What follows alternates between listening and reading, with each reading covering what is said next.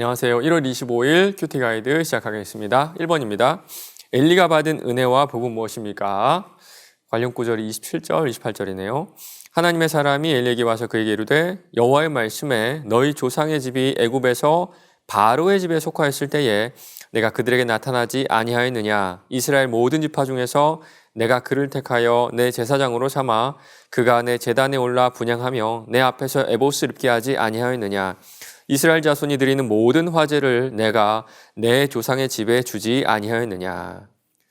출애굽 이후에 하나님께서는 엘리의 집안에, 그러니까 레위 지파에게 하나님을 가장 가까이서 섬길 수 있는 그런 기회를 주셨습니다. 한때 노예였던 그들이 하나님의 일을 하는 제사장의 직분을 맡은 거예요. 화제는요, 제사의 한 가지 방법인데 말 그대로 모두 다 태워서 하나님께 드리는 그런 제사를 말해요. 그러나 다 태우지 않고 기름만 태우는 그런 경우가 있었고요. 고기 부분은 제사를 지내는 사람 그리고 제사장에게 하나님께서 주셨습니다. 이 말씀이 뭐냐면 먹고 사는 것까지 모두 다 책임을 주셨다, 그런 뜻이에요. 우리 하나님은 노예였던 그들을 제사장으로 삼으시고 의식주도 모두 다 해결해 주셨습니다. 바로 이것이 지금까지 엘리 집안에게 주신 하나님의 복이에요. 2번입니다. 엘리 집안이 행한 죄악과 그 형벌은 무엇입니까? 하나님께서 그 죄악과 형벌을 좀 자세히 말씀하시는데요. 엘리 제사장을 보니까 자식 농사를 실패한 것처럼 보입니다. 29절입니다.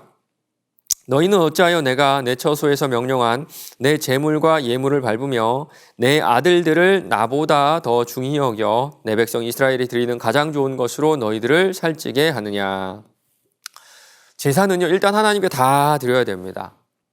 제사장은 기름을 태우고 나서야 그 다음에 고기에 손을 댈 수가 있었어요. 그런데 엘리의 아들들은 어떻게 했는지 한번 보시기 바랍니다. 13절입니다.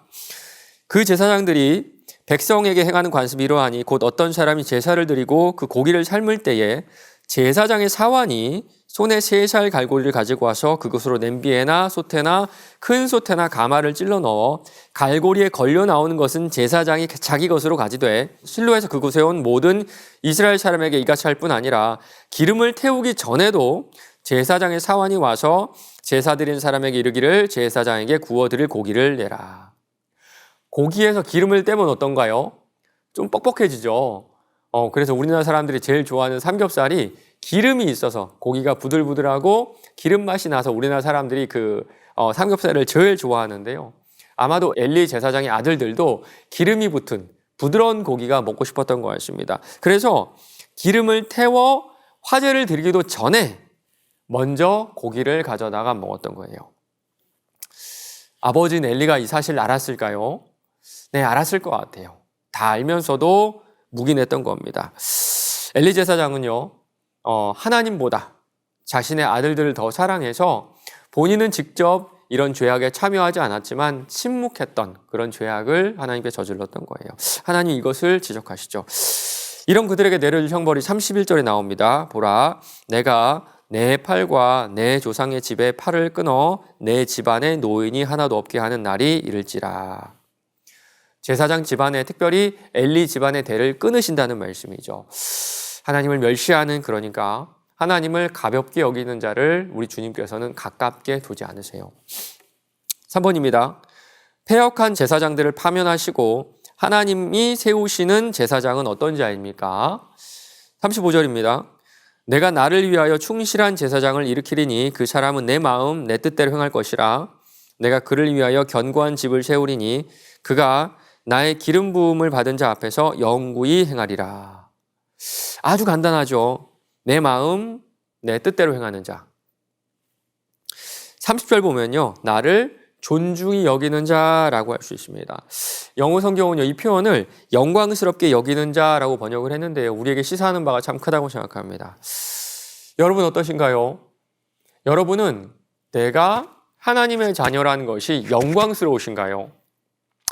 하나님과 관계를 맺는 이 자체가 여러분에게 영광이 되느냐, 제가 여쭤보는 겁니다. 우리 주님은 그 사람을 똑같이 영광스럽게 해주신다 하시고 당신의 사역을 맡겨주세요. 4번입니다. 하나님께서 충실한 제사장을 세우시는 이유가 무엇인지 묵상해 봅시다. 만약 여러분께서 한 회사의 대표라면 혹은 한 회사의 사장님이라면 어떤 직원을 뽑고 싶으실까요? 만약에 제가 그렇다면요, 저는 그 무엇보다 대표인 저와 뜻이 맞는 사람을 뽑을 것 같습니다. 제가 세운 방향에 같이 걸어갈 의지가 있고 또 같은 꿈을 이루기 위한 그 소망을 가진 사람을 가장 먼저 뽑을 것 같은데요. 하나님도 그러시지 않을까요? 당신을 존중히 여기는 자, 당신을 영광스럽게 여기는 자. 우리는요, 주님의 일을 하고 싶죠. 그래서 나에게 주신 비전이 무엇인지, 그리고 그 비전을 따라서 하루라도 빨리 살아가고 싶은 그런 마음이 우리에게 있어요. 그러나 그 전에 우리 주님께서는 당신 곁에 어떤 사람을 두고 싶어 하실지 한 번쯤은 깊이 묵상해 보시기 바랍니다. 마지막 5번입니다. 하나님께서는 여호와를 멸시하는 자가 아니라 존중하는 자에게 언약을 성취해 가십니다. 나는 진정으로 하나님을 존중하며 살아가고 있는지 생각해 봅시다.